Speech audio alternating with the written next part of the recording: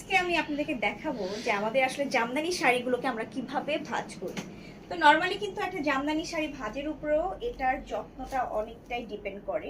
তো সুন্দর এই জামদানি শাড়িটা আমি কিন্তু পুরোটাই খুলে ফেলেছি এবং আবার সুন্দর করে প্রপারলি একটা ভাঁজ দেওয়ার চেষ্টা করছি।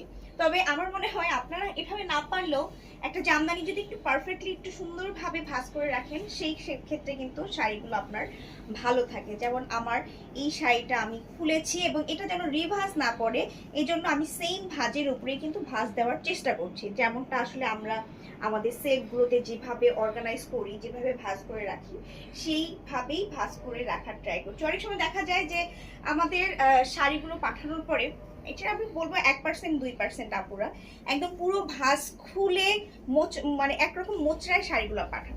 তো এটাতে হয় কি, শাড়িগুলোতে অনেক রিভার্স পড়ে যায় এবং রিভার্স করলে শাড়িটা পুরাতন মনে হয় এবং ইউজ করা মনে হয়।